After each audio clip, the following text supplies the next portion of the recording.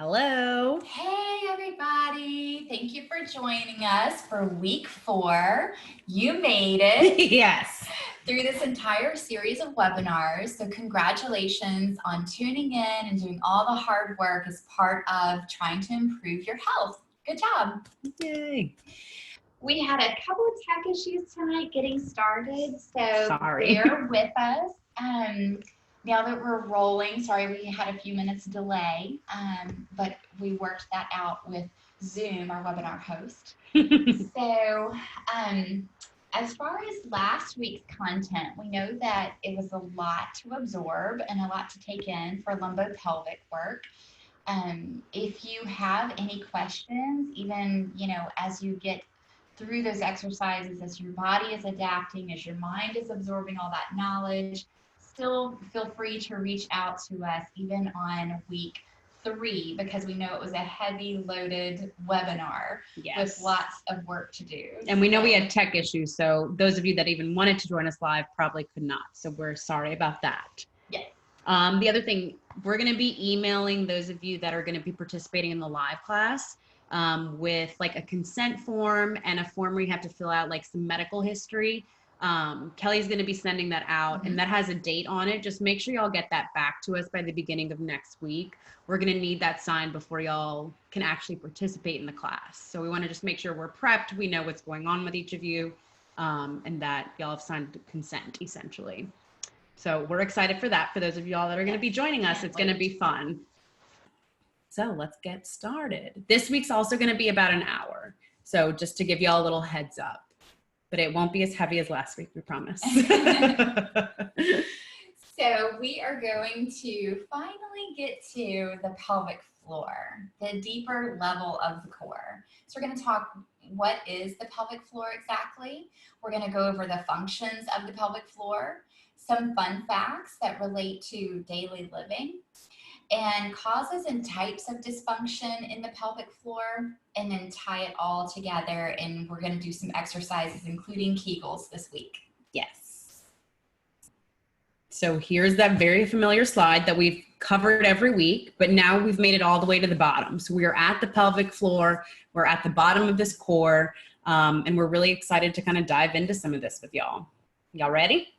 Here we go. So let's talk about what the pelvic floor actually is. The pelvic floor consists of muscles, ligaments, and connective tissue that exist in that lower pelvic area.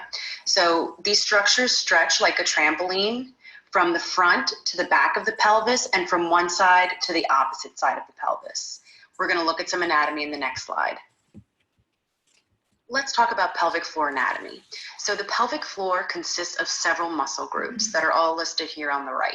So the muscles include pubococcygeus, iliococcygeus, coccygeus, obturator internus, and piriformis. Now, something to note is the obturator internus and piriformis muscles are muscles that also connect to the hips. So I learned this analogy in a course that I took, and I love, explaining it this way to patients and to other people that we're educating. But it's cool to think of the pelvic floor as an octopus that is perfectly centered in a hula hoop. So all 8 of its arms are in even contact with that hula hoop. Now visualize if one of those arms actually shortens up. Everything around it is also going to shorten up, and the opposite side is going to stretch or lengthen out as a result. So just having awareness around the fact that if you have dysfunction in an area of the pelvic floor, it's going to trickle over into those surrounding muscle areas, but it's also going to affect the pelvic floor as a whole, since it's this big kind of hammock of muscles. There's so many in there that have to kind of function together. In order to better understand the pelvic floor muscles and how they function, it's important to know that the pelvic floor muscles consist of what are called fast twitch and slow twitch muscle fibers. Now we have these fast and slow twitch muscle fibers in muscles throughout our body as well, depending on what type of muscles they are, how we need them to function. But in the pelvic floor muscles, those fast twitch fibers are responsible for you having continence now. So they react to close that vaginal opening and prevent leakage. Now, the slow twitch muscle fibers are more endurance fibers. They're responsible for the resting tone that allows those pelvic floor muscles to provide support to the pelvic floor organs at rest.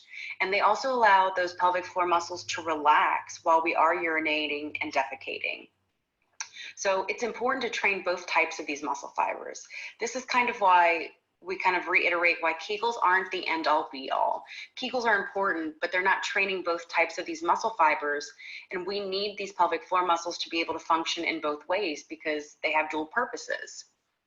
So kind of a little fun fact. Have you ever wondered why when you have to use the bathroom, you start tapping your foot or shaking your leg? Well, it's because you're trying to engage those fast twitch muscle fibers to help you with having continence right now and to help you kind of hold that, that urge to urinate.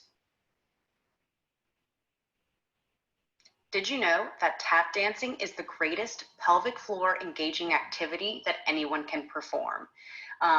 That's because it's engaging all aspects of the pelvic floor. So certain movements that we do engage the front end of the pelvic floor, some engage the back, one side versus the other, but it's also engaging those fast and slow twitch muscle fibers that we just talked about.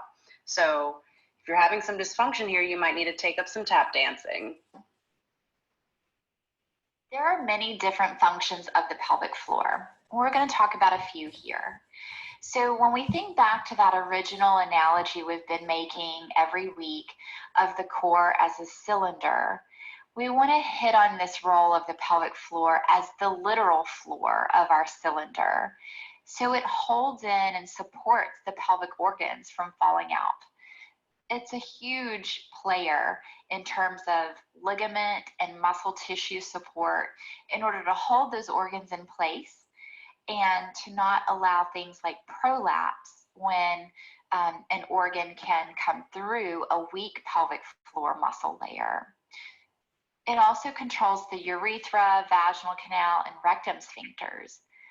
So all of these openings within the pelvic floor that allow us to go to the bathroom and eliminate waste, the neuromuscular role of the pelvic floor is to help hold and regulate. And we all know the term incontinence, which means lack of continence or loss of continence. But basically that means that you no longer can control and regulate when you go to the bathroom or how often you go. And so the neuromuscular role of the pelvic floor has to do with being able to hold that in naturally so that we can live our daily lives without having to live around our bathroom habits. And the pelvic floor also has to do with sexual sensation and arousal. So granted, there are lots of nerve endings within our pelvic floor. And we're designed that way because it is an organ of sexual function. So there's a lot of sensory nerve endings there that allow for sensation to be felt and perceived by the brain. And when there's been tissue damage or muscle dysfunction or soft tissue scarring, tearing, sometimes that can happen with childbirth, the sexual sensation can be altered, which can alter arousal and can cause dysfunctions with orgasm. So this is a very vital part of our well-being when we talk about our bathroom habits being controlled and maintained and our sexual function being maintained. And it's one of those areas in the body that when there are problems that arise in the pelvic floor, it can literally affect everything about your day-to-day life. Mechanically, it also stabilizes the pelvis and the spine. So the floor of the cylinder, again, that analogy really brings into light the dynamic relationship that the floor has with the other working parts, the abdomen, the spine, the back muscles, and the pelvis as a whole. They all rely on the strength of the pelvic floor in order to have a good foundation of support. And then muscles that pump in the pelvic floor, contraction and relaxation phases, it helps for drainage of lymph from the pelvic cavity. So what that means is our immune systems are constantly circulating and draining lymphatic fluid around our body. And that's where a lot of our blood cells get filtered and cleaned through our lymphatic system. And so as the muscles of the pelvic floor contract and relax normally, it helps to pump and filter through some of those waste products that we need to eliminate through our circulation. So here are some things that can cause weakness or pain in the pelvic floor.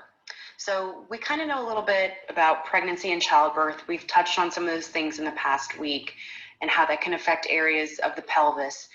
But carrying a baby for 9 months and then, going through childbirth, we know can cause issues in the ligaments. We're going to talk a little bit more about how that affects the pelvic floor muscles, but it can cause a lot of trauma down there that can cause weakness, that can cause pain, even while you're carrying sometimes. If you happen to have surgery in the pelvic floor area or even surgery around the hip or pelvic girdle, that can cause weakness of those muscles depending on, if they have to cut through certain muscle groups or if you have a lot of inflammation present in some of those muscles that are close in proximity to the pelvic floor, that can cause weakening of that muscle group or pain as well. So obesity is something else that can cause weakness or pain in the pelvic floor. So they have found in the research that the degree of obesity is correlated with a higher prevalence of having incontinence. So they believe this is because of the increase of that intra-abdominal pressure in individuals who are obese, and that causes weakening of the pelvic floor muscles and that pelvic floor fascia. So they develop incontinence as a result. As we age, we have hormonal changes in our tissue that cause weakness of the pelvic floor, weakness of those ligaments as well. And then there's other medical conditions that exist that can for sure cause pain or, affect some of those muscles down there and how they're firing as well. So just having awareness that there's a couple of things that can feed into this. Here's a more detailed look at some of the symptoms of pelvic floor dysfunction. So if you notice that you have any of these symptoms, it would be a good idea to reach out and talk to us.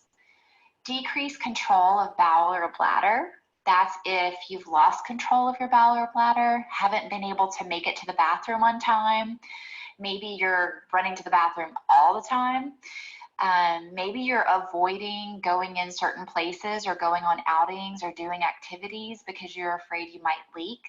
So all of these are symptoms of decreased control of the bowel and bladder function. The increased frequency or urgency, so that can come up as the feeling that you have to go very frequently throughout the day, or you're waking up a lot at nighttime to go. And that urgency symptom comes in as a feeling where you just can't get to the bathroom on time.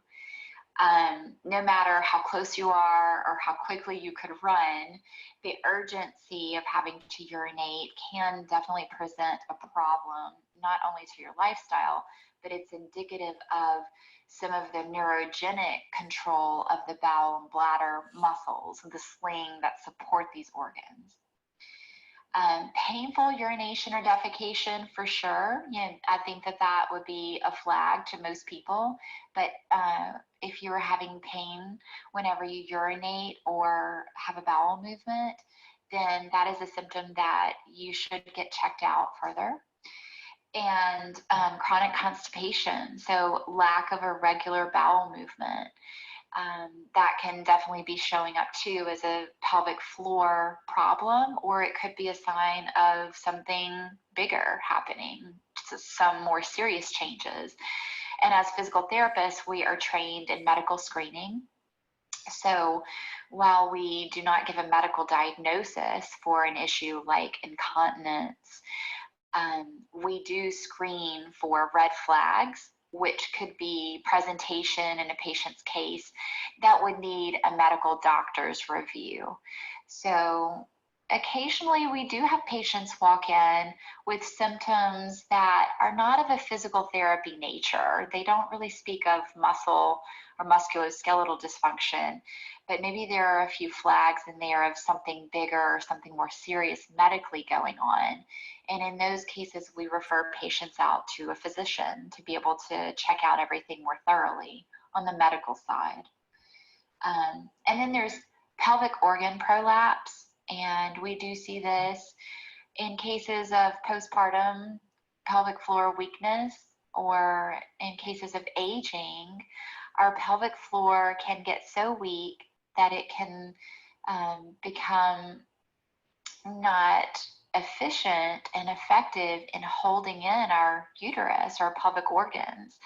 And so uterine prolapse is something that we see occasionally, and there are treatment alternatives to surgery. Some physicians will recommend surgery for that, depending on the specific case. But a lot of times that pelvic floor needs some work if there is weakness in there that is allowing those organs to push down and exert more pressure on the pelvic floor itself.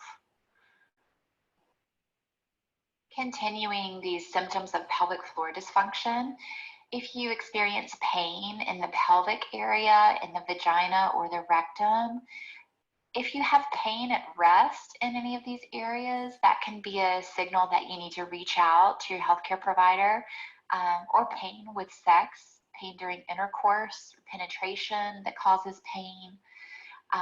Chronic pelvic pain is something that we see, either flare-ups that happen periodically where pelvic pain increases to a severe level, sometimes with the menstrual cycle, cramps that are severe, but also chronic pelvic pain that is of a more consistent nature, where we've treated patients that have had pain that doesn't ever go away in the pelvic region.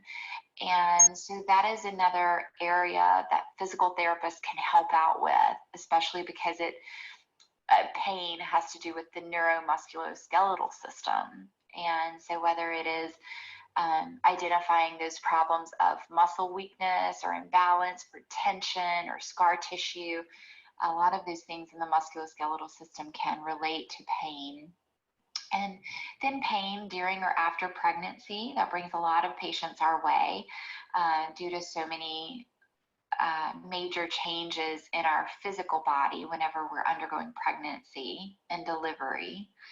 And then abdominal pain. So this can be with or without surgical incision in the abdomen, with or without pregnancy. Abdominal pain can relate to myofascial changes or neuromuscular changes. Any of the systems that are involved with the pelvis and the pelvic floor can also relate to abdominal pain. So whenever we check out a patient, we do a thorough exam and we rule out certain medical issues, and we identify what are the musculoskeletal causes or roots of the dysfunction and the pain. And we help a patient to understand those differences.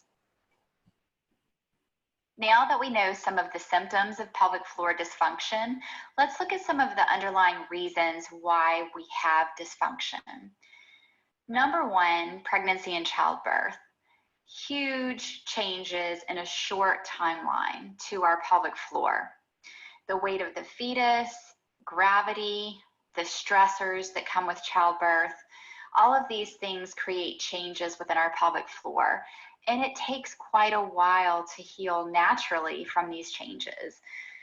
34% of women will experience some type of incontinence postpartum. We recommend that if you are in the 3 to 6 month timeline after having the baby and you still have incontinent issues where you're leaking or your bowel movements are uncontrolled, then you should seek the help of an expert. We'll get into a little more detail of pregnancy and childbirth issues. And we'll also cover some more details around stress and urge incontinence. This is the two major categories of incontinence, and we'll talk about how to identify whether it is stress or urge or one of the other underlying types of incontinence. And we'll discuss pelvic organ prolapse, and this is something that is common in older women just as much as it is in postpartum populations. And then nerve entrapment is an issue that can cause pain or muscle weakness or coordination issues to occur in the pelvic floor. So in the following slides, we're going to go a little more in depth into these issues so you really know more background on how these things occur.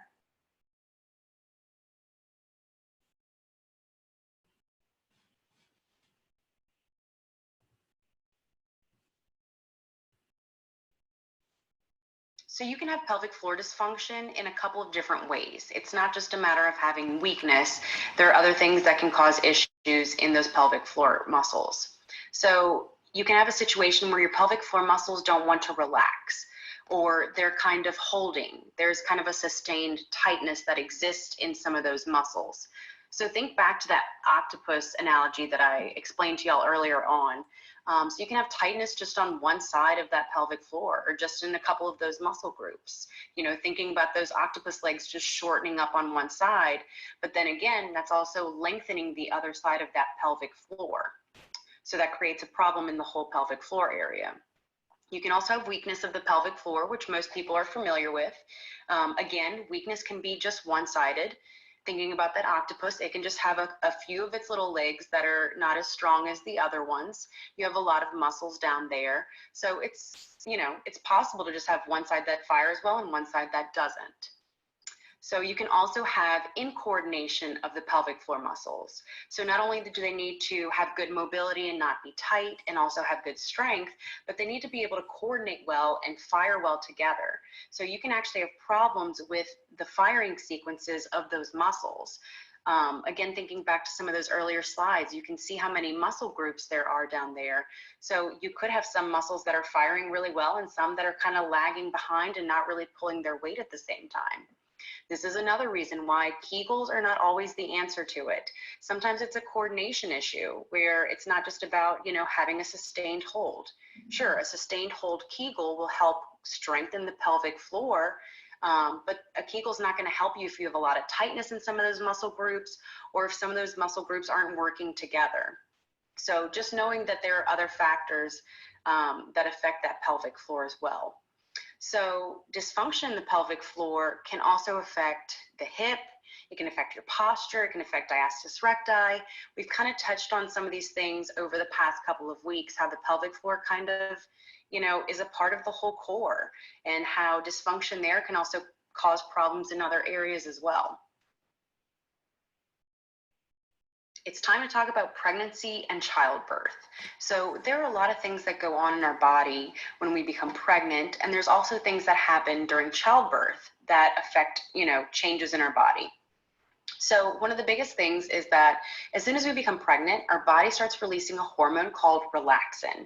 So this hormone can cause structural changes in the tissue and collagen fibers, especially in this pelvic area. So it affects the pelvic floor muscles. It causes them to relax a little bit more. It also makes these ligaments, especially in the pelvis, more lax. So if you remember back to last week when we really talked about the role of the ligaments in the pelvis, we have these pictures included again on the right, but those are our main areas of support. That's what gives that pelvic area so much stability and support. So now this hormone gets released and it's causing things to be more lax. So they get stretched out, they become a little bit weaker as well. So, you know, because we rely so much on that ligamentous support, this is sometimes why you experience pain in this pelvic area. You know, one of your stability points is kind of being taken away from you. But this is all good because this allows your body to eventually be able to deliver this baby when it comes time for that. Something else to think about is having the weight of that baby, you know, over the course of those 9 or 10 months, having the weight of that baby sitting on those pelvic floor muscles and thinking about what that does. So just think about having, something sit on one of your other muscle groups for months and months and months. That's going to cause some weakness. Those muscles are going to get really tired. So it's important to think about that. During childbirth, we know that tearing in the muscles can also occur. So the muscles get affected throughout our pregnancy, and then up through childbirth, they can also, sustain injuries that will require time to heal, and, they will need intervention to retrain them to start functioning again. So we talked about the pubic symphysis very briefly last week when we were covering the pelvis. So if you look at the middle picture and the bottom picture, you look at the front of that pelvis, the little notch in the bottom of the front is called the pubic symphysis. It's almost like a little just kind of cartilage area that serves as the connection point for the front of the pelvis. So your pubic symphysis actually widens as you become pregnant, as you get further in your pregnancy, and then of course during childbirth. So after childbirth, the pubic symphysis stays wider than it was originally. Normally, if you have not had any children, they have estimated that the distance of that pubic symphysis is about 4 millimeters. After you have a child, it becomes about 4.15. After you have more than one child, it can go up to about 4.6 millimeters. So you can see that expands, and it kind of stays that way after, having a pregnancy and after experiencing childbirth. During your second and third trimesters, that actually widens to about 7 to 8 millimeters. So that almost doubles in size to allow space for that growing baby in there. And then again, to allow space for when it comes time for delivery. So just knowing that there's a lot of changes that are happening to your body, especially in this pelvis area, that's kind of ground zero for everything that's going on. So a lot of these tissues, including the ligaments, the muscles, even some of these joints are going to really be impacted. And that's why we just wanted to cover some of this so that you'll have awareness around what's actually happening in there, why you may be experiencing pain, and why it's so important to make sure that if you're seeing things that are starting to give you issues, that you reach out to a physical therapist or start to, engage in some of these exercises that we've taught y'all to help get things bounced back and get things functioning back to what your normal was.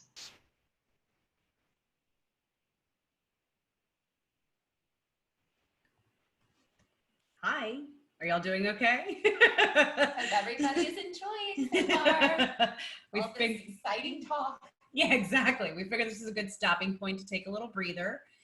If y'all have questions, send them in. We'll take another Q&A break later as well. Do we have something? Okay. We did get one question that asked, how do I know if my pelvic floor is just weak or if it's tight?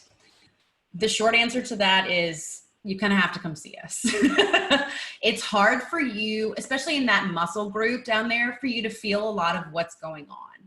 You may have some of those symptoms that Kelly, talked about, and that will give you an indication that there's something going on there, but you don't always know necessarily if it's that they're just weak or something's really wound up in there too. Mm-hmm. So when you come to see a physical therapist, when you come to see us, we can actually feel for those pelvic floor muscles on the outside of your body.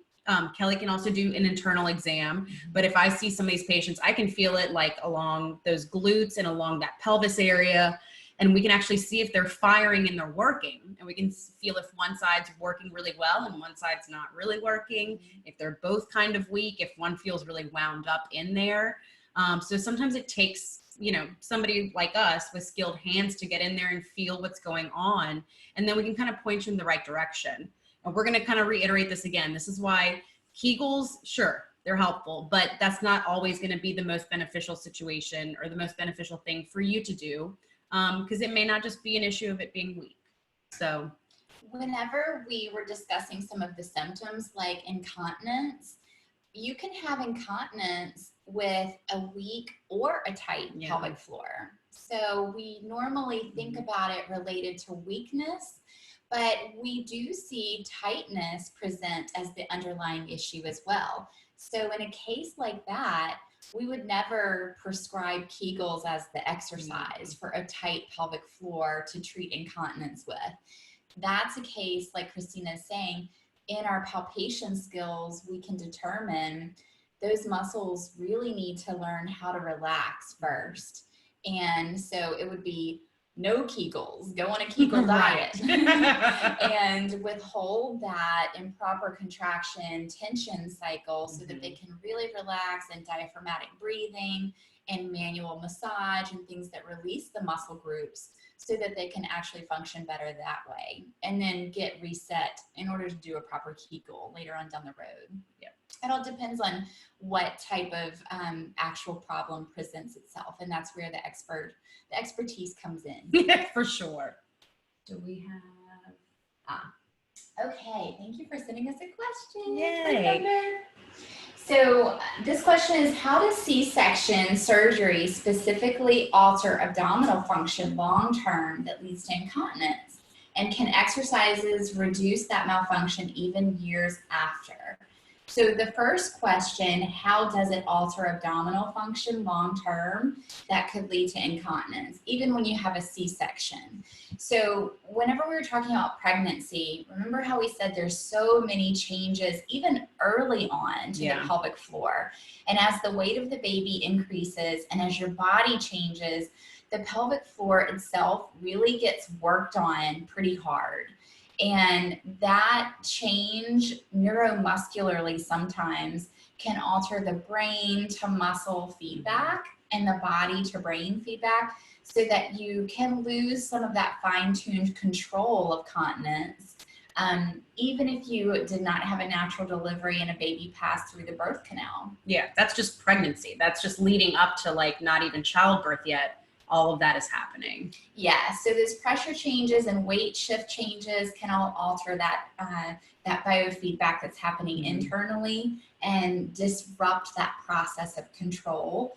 And then can exercises reduce that malfunction even years after? And the answer is totally yes, yes, yes. Yes.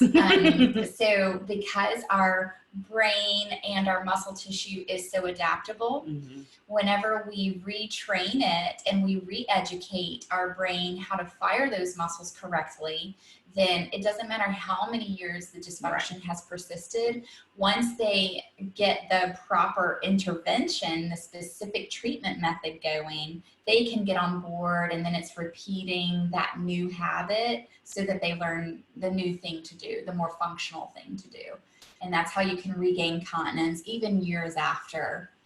It's just thinking about like their muscles like everything else. It's, you know, the same thing if someone comes in like, oh, this muscle in my back has been really bothering me. My bicep hurts. It's all the same principle. It's just weird to think about it that way sometimes because of where it's located and because these muscles have so many other functions.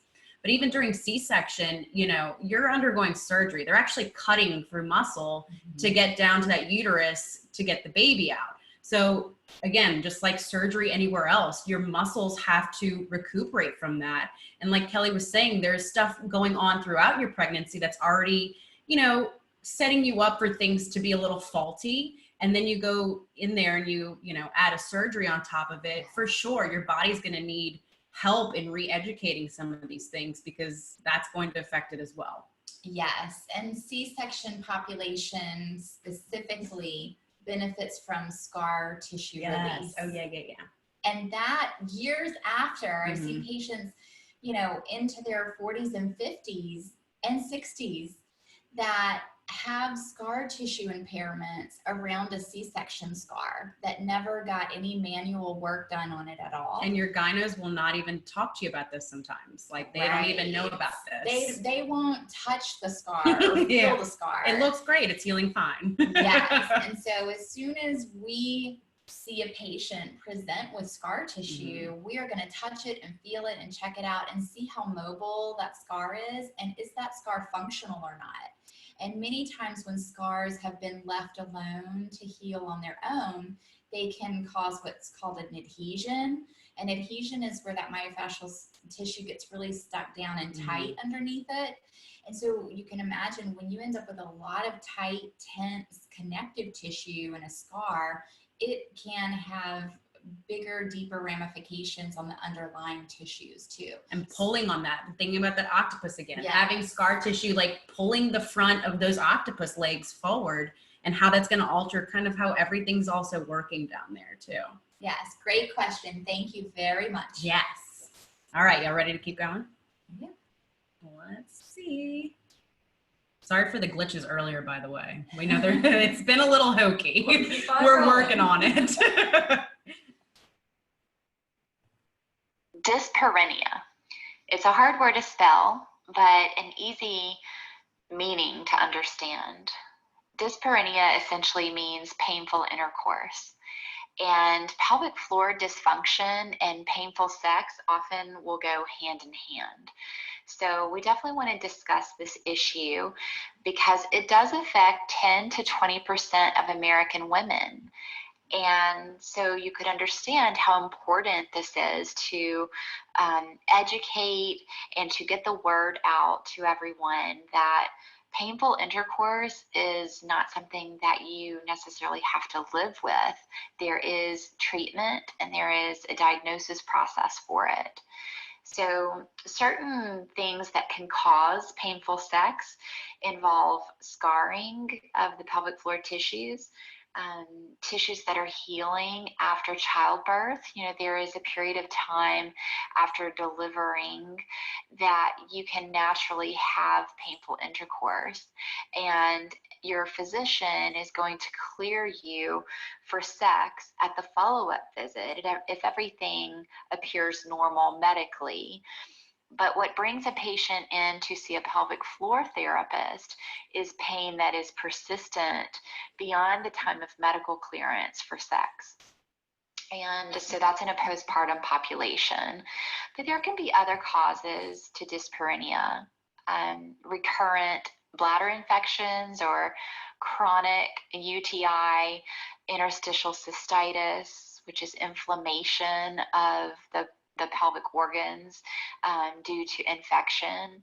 So there can definitely be some underlying medical factors involved with painful sex. And the bottom line is, if it is something that is persistent and if it starts to really impact your well-being and your relationship, your intimacy with your partner, then it would definitely be something worthwhile getting checked out. There can also be overactive nerve tissues, like we spoke about before. The pelvic floor is so rich with nerve endings that if there is a neuromuscular dysfunction here, it can sometimes cause those nerves to be overactive, resulting in muscle tension of the pelvic floor. Frequently, what we'll see is a cycle of muscle tension causing pain in the pelvic floor, and then having pain with sex can cause those muscles of the pelvic floor to guard even more tightly, and throw that in with some anxiety and apprehension of the pain that could involve sex. And it starts this mind-body cycle of anticipating pain, and so avoiding sex or avoiding certain positions that might bring on pain. And the muscle tension can get higher and higher when the pain cycle is out of control. So it kind of goes back to that pain tension cycle that we discussed in week 3 with low back pain. The same situation can set up here, where whatever is causing the underlying tissue dysfunction, if there's pain present, that tension cycle can really drive that pain up. And so seeing a provider and getting that examined is very important to help break that muscle tension cycle and help the nervous system to relax properly again, and help those muscles to be able to partake in sexual activity where there is not excessive guarding or overactive tension in that area. So let's talk about urinary incontinence. We're going to go into more detail about 2 specific types, stress incontinence and urge incontinence, since those are the most common types of incontinence that most people experience. But we want to give you a little bit of general information first. So about 3 to 40% of women experience urinary incontinence postpartum. Now you look at that number and you're like, wow, that's a pretty wide range. That's not very specific. That statistic is from the American College of Obstetrics and Gynecologists. But as we were doing research, we found that that percentage range really varied. It was kind of different for every source that we found. And Kelly and I were talking about this, and we think it's probably just because maybe people aren't talking about it. Women aren't reporting it to their doctors, or doctors aren't asking. And it's just a topic that's not really being openly discussed. So take that range with a grain of salt. But it's important to know that for many women, that incontinence is going to resolve on its own during those first 3 months postpartum. And then after that, between months 3 and 12 postpartum, the prevalence of having incontinence really decreases to about 11 to 23%. What we generally tell people is after those first 3 months, if you're still experiencing some type of incontinence, which you're going to have more information about in a minute, and you'll be able to identify maybe what type you have if you do experience this. But after those first 3 months, if you're like, man, I'm still having some of this incontinence, it might be time to start talking to your doctor about it, or seeking out a physical therapist and finding out ways in which you can get those pelvic floor muscles engaged again and functioning properly. So some risk factors that can lead to urinary incontinence: of course, vaginal delivery. There's a lot of trauma happening to that pelvic floor, causing a lot of weakness in that area. You can get tearing of those muscles. Older age is also a factor. As we mentioned earlier, you get a lot of hormonal changes as we get older that actually causes some of those pelvic floor muscles to become weakened. So that can affect that and cause incontinence. Increased BMI is increased body mass index. So we also mentioned earlier how obesity plays a role in weakness of the pelvic floor, which can lead to incontinence. If you have excess weight gain during pregnancy or increased fetal weight, that can also lead to this. And having incontinence during pregnancy means that you'll probably have some incontinence right after as well. So just having a general awareness about this. And now we're going to go into a little bit more specifics. Okay, we're going to go over stress incontinence in more detail so you have a better understanding of this type of incontinence. So you can have fecal or urinary incontinence. Both types occur. So more commonly we refer to leaking as urination incontinence, but you can also have bowel incontinence episodes that can come from this pathology of stress. When we refer to stress in this way, we're talking about mechanical stress. So this is not emotional or psychological stress. This is actually physical, mechanical loading onto your pelvic floor. And that's an easy way to remember what stress incontinence means, is it comes from exertion. It comes from increased impact down on the pelvic floor. So it is the loss of urine or fecal matter while performing physical activity, or an activity that causes a change in abdominal pressure. So this could include laughing, sneezing, coughing, exercising, or lifting heavy objects. And you'll experience leakage during that exertion.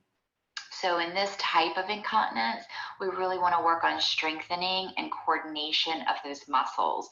Getting the right timing of those muscles to work together is a huge goal with stress incontinence, so that you won't have to fear that when you sneeze or cough or laugh that you might leak.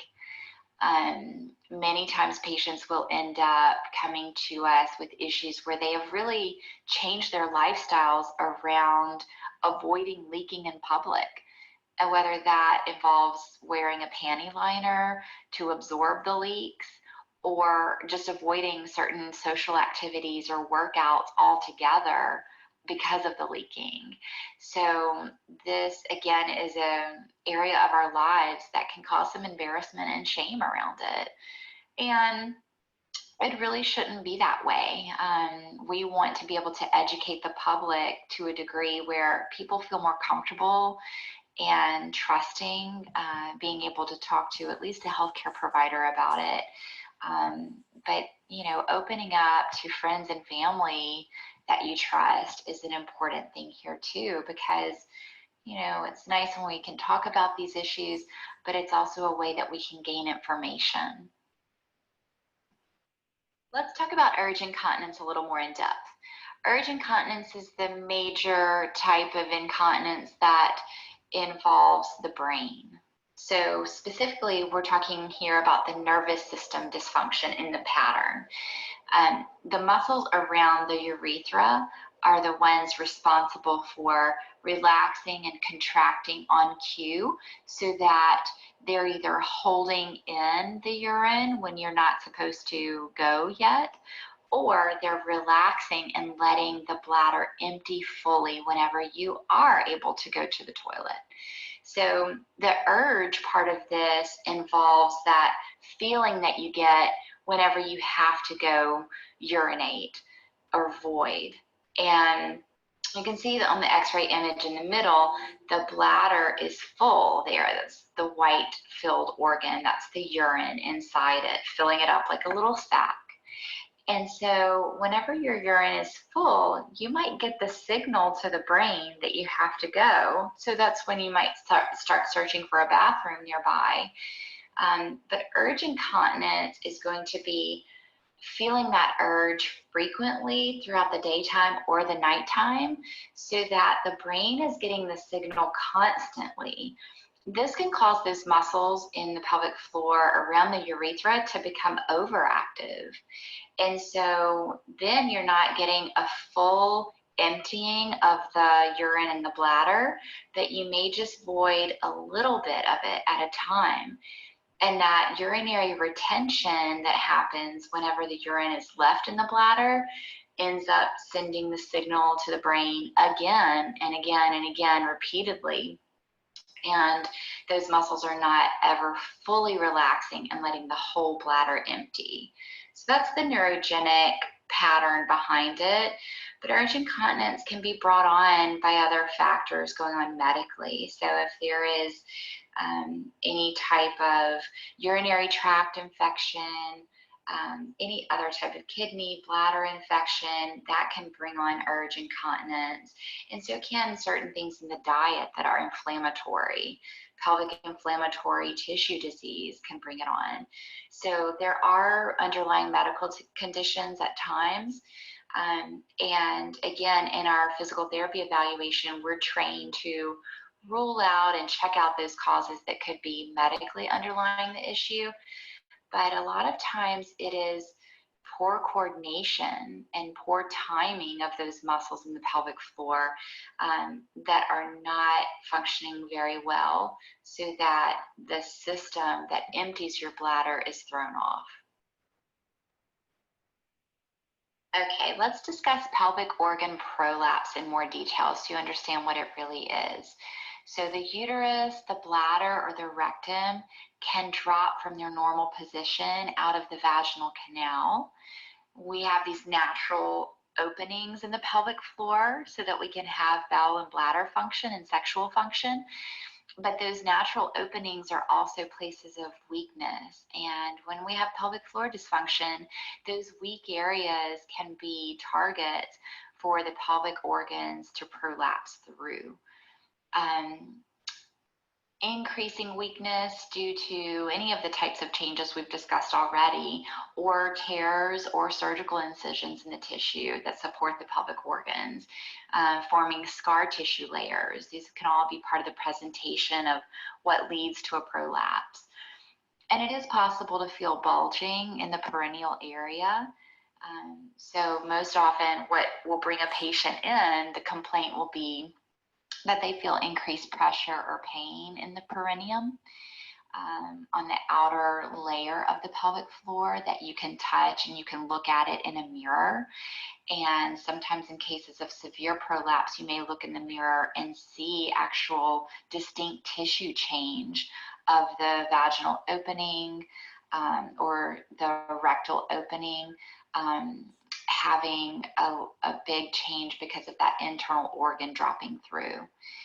And this can occur postpartum with weakening of the pelvic floor, or it can occur post-menopause. There's a lot of hormonal changes in aging, gravity affecting us through our lifespan that can set up the system for prolapse.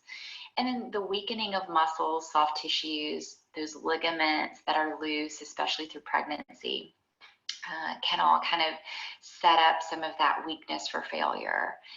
40% of women between 45 and 85 will have grade 2 prolapse or worse.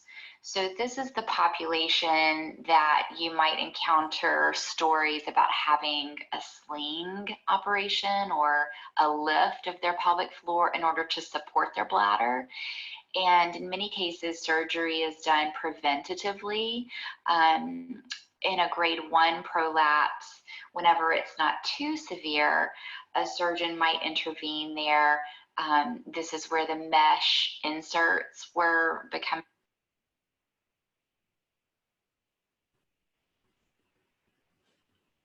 Okay, we're going to talk you through the rest of this slide. We're not sure. Pretty popular Sorry there, about and that. now there's been a swing away from those because of complications and failures of the mesh to hold up the pelvic organs. But invariably, our female bodies are more predisposed to weakening of the pelvic floor layers because of our history of childbirth and due to these hormonal changes that we have occur through the lifespan. So it's even more important that we approach our pelvic floor with a preventative, proactive approach. And we can do a lot in terms of fitness and exercise level to be able to help support our pelvic floor, holding in our organs for our whole lifetime. We wanted to talk about some other medical conditions that we haven't covered, but which are definitely existing in the population. Nerve entrapment is something we hit on before. You can see in the image on the upper right, all of these major trunks of the sciatic nerve that come out of the lumbar spine and join together to form the sciatic nerve. And that's just one portion of what we call the sacral plexus. So there's a lot of innervation, there's a lot of nerve tissue in the pelvis itself. And when muscle layers and connective tissue become tightened around the nerve, it can definitely cause some muscle changes, some pain, and other changes in function based on the nerve not being free to move. Also, we see cases with endometriosis and pain, and there can be secondary muscle compensations going on whenever a person deals with the pain caused by the endometriosis. So essentially, scarring is occurring inside the pelvic cavity, usually inside the uterus, and sometimes that can envelop the fallopian tubes around the ovaries. And so our pelvic organs can become entrapped in scar tissue.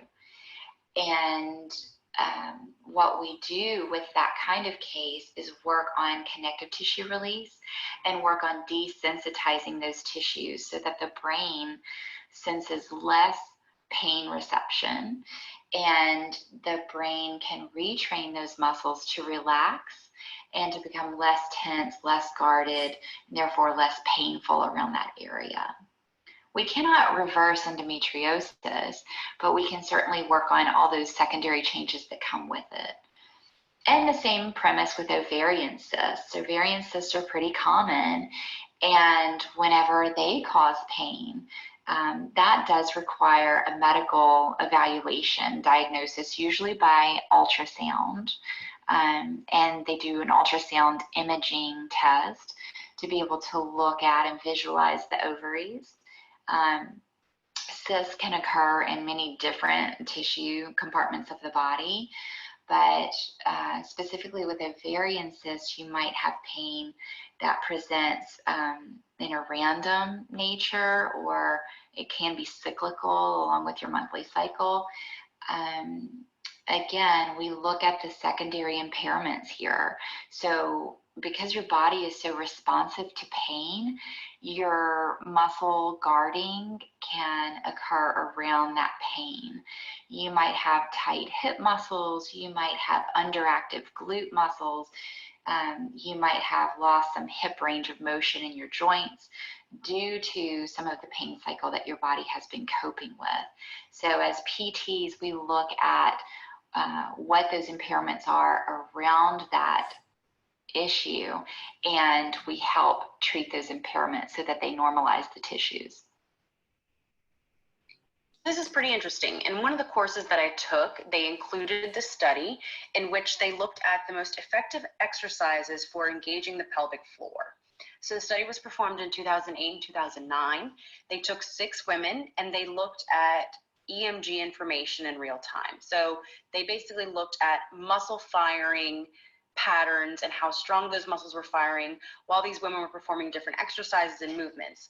And they found that these exercises on the right were the best as far as engaging the pelvic floor. So the SL in some of these means side lying. So these are just a couple of exercises that really engage those pelvic floor muscles. We went through some last week as well. And of course, you know, we're going to talk about Kegels too, and we're going to do some demo with that. But look at all these other exercises. It's not just about Kegels. There's several other things that we can do to engage those pelvic floor muscles that are a little bit more functional. So we just wanted to throw that in there. We thought it was interesting and fun just to have a little list of some things. So we hope you'll enjoy that. All right, it's that time. Pull out your yoga mat. Get your pillows ready. We're going to take you through some setup slides first.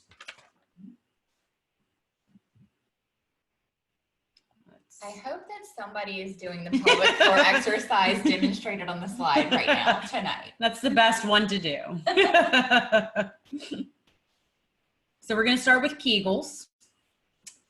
We want you to lie flat on your back. If you cannot lie flat on your back, then as we've been doing in the previous weeks, get a couple of pillows, stack them up so you're kind of in an incline or reclined position that way, and you're not completely on your back. But get nice and comfortable, knees bent, arms by your side, head supported, and we're going to show you another slide too for this. So we're going to go through the Kegel, but we're going to give you a little bit more information. So the pictures on this slide, we got pretty up in there to be able to show you exactly where you can palpate on your pelvic floor. So as Christina mentioned earlier, doing an external pelvic exam, this is part of where we palpate on the body. You can see in the middle illustration where my fingers are on the pelvic floor muscle tissues on the bottom of the pelvis. And so those finger contact points are the same ones that I'm showing you in pictures 1 and 3 on the left and the right. So if you can comfortably reach that far to your pelvic floor, then try it. If you are having any strain with that, then disregard. So you definitely don't want to go to this position if it feels painful for your arms or your shoulders. I have long arms, so I couldn't reach this part of my body. That's why Kelly demoed it. I couldn't reach with mine. So don't struggle with it. It's okay if you do not palpate it, but we wanted to be able to show you this part of it because it gives you some extra feedback, some extra sensory information of this part of your anatomy. So you can feel that while we're going through the demo, if you're able to reach it, but you're going to find like those sit bones basically on the bottom of your pelvis. If you kind of poke around on there, you're going to feel that firmness, and then you're going to go just inside of those bones and sink in that tissue. And that's where you're going to kind of land to feel it. Mm-hmm. But everyone gets situated and let's go.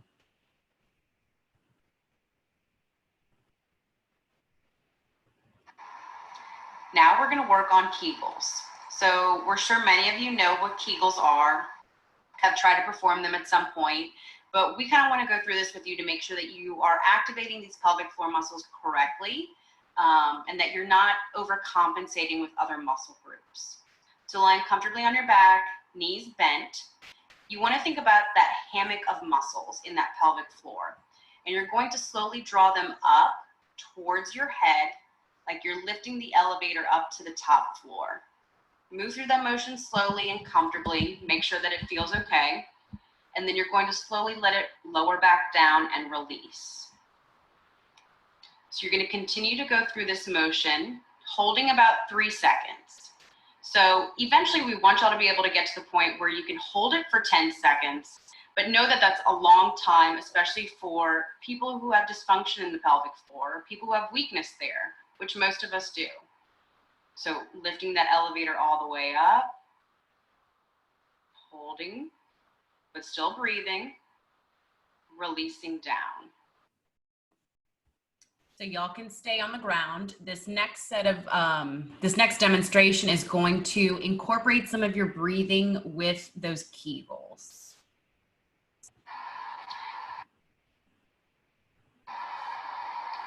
We want to integrate the Kegel contraction with our breathing. So in this exercise, you are going to contract the Kegel like you learned previously, pulling upward in the pelvic floor, letting that elevator come up and holding for 3 seconds and releasing. Now, as you're released, you want to take your inhale. So you're inhaling into a relaxed belly, relaxed pelvic floor. And now as you exhale, draw upward on the Kegel muscle. So you're going to bring it up with your exhale. Let it go down with your inhale. This is that relaxed diaphragmatic breath coming into a relaxed pelvic floor. And as you exhale, recruit the Kegel. We're going to go about 3 seconds each. So as you contract, you are exhaling your breath for 3 seconds. And as you relax, you're inhaling your breath for 3 seconds. Giving your body a chance to really become aware of which muscle layers you're using here, isolating internally to the pelvic floor, isolating your pelvic floor with your breath movement takes practice and repetition. So continue practicing this just in the same time slot that you would do your diaphragmatic breathing exercise.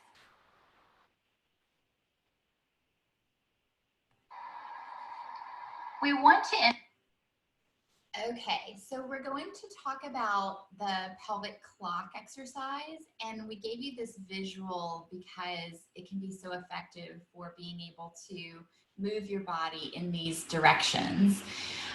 So imagine that a clock is sitting on top of your belly, where the face of the clock is facing the ceiling. The 12 is at the top, the 6 is at the bottom by the tailbone. The 3 is at your left ilium, which is the left point of your hip bone. And the 9 is at the right point of your hip bone. So now that you're oriented on the clock, we're going to take you through this exercise. You can continue to stay on your back with this movement. So setup's the same. Y'all can just stay kind of where y'all are at.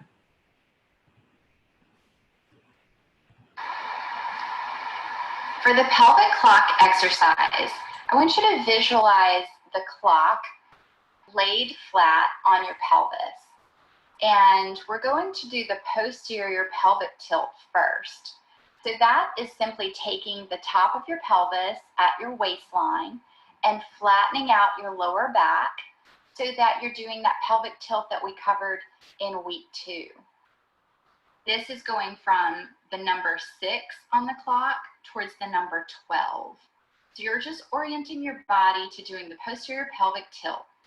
You're going to use your abdominal muscles here to bring your tailbone up from the ground as you flatten your lower back. Pointing from 12 to 6. Tucking and tilting, using your abs to contract as you flatten your lower back. Making sure that you relax in between your repetitions. So as the tailbone settles back down towards 6, you're relaxing. And as you tuck it back towards 12, you're tightening your abs. Remember to not have any pain in these repetitions. So if you are experiencing pain, we want you to reach out to us and stop your motion. Make sure that it's gentle and pain-free. Well, as we progress you through the clock, we are going to do motions 3 to 9. So this is that horizontal motion. You're going to feel your pelvis as it rotates left and right. You can feel maybe the back of your hip bone pressing down into the floor as you rotate towards the left with it and towards the right. But we don't want to make this a full body motion with your knees or your back. We want to try to isolate it to your pelvis. So in the model, you can see that motion left and right.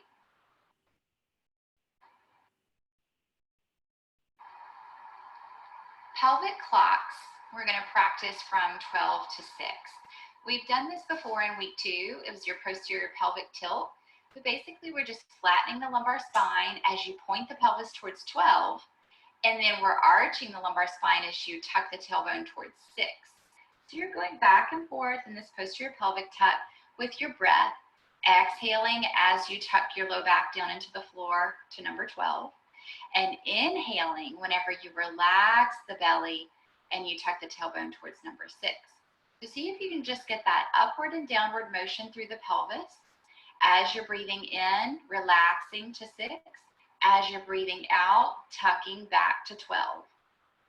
Breathing in to get to 6, tucking and breathing out to get to 12.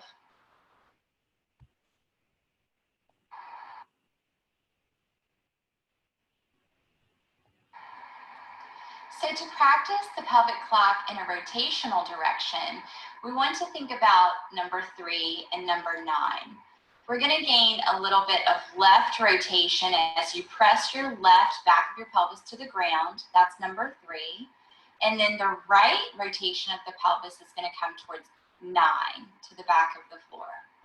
So whenever you repeat this motion, you want to really try to isolate your legs and not let your legs bend left and right with your pelvis. You want to separate the pelvic motion from 3 to 9 from the rest of your body. See if you can work on isolating that and just play with it. We have trouble doing this exercise too. This is a difficult one, but what you're benefiting in this exercise is the motion in isolation. Having that lumbopelvic rotation is very important to your gait patterns and how your muscles work to decrease the compensations here in the pelvic floor. So we kind of wrote out the steps and considerations for the Kegels. Again, as we've said probably a million times now, a Kegel is not the end all be all. Think back to those slides at the beginning when we even talked about fast twitch and slow twitch muscle fibers in those pelvic floor muscles. Kegels are just one type of muscle contraction, and it's not always going to help because those muscles have to function in multiple ways. And also, like we mentioned earlier, if you have a lot of tightness in those pelvic floor muscles, you're not going to get good muscle contraction. That muscle is not going to be able to work through the entire length. So just considerations, but it's all written out here, some things to check to make sure that you're also not compensating with other muscle groups.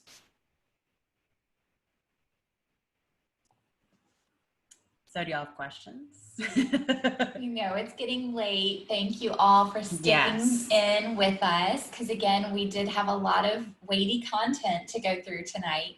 We did not receive any more new questions from the audience, so we'll just wrap it up so you guys can get back to the rest of your night.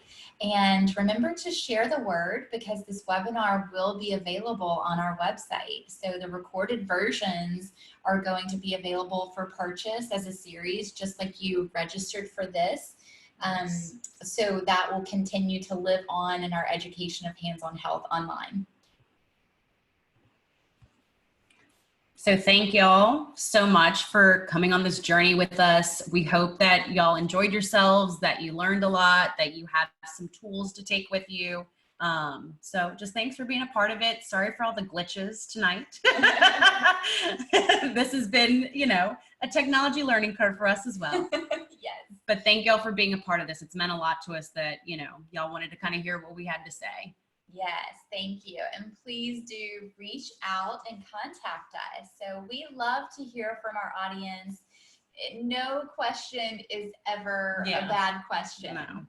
So if anything comes up as you're going through all of this material and all of the exercise approach, we hope that you continue on with the exercises, because it's the repetition that is key. So if you hit a curveball in there somewhere and you're wondering what to do, just email us. That's the simplest way to get us. And again, follow us on Facebook, Instagram. We're on social media. We'll keep you up to date with everything, and you can always reach out to us through that method too. So thank y'all so much. Bye.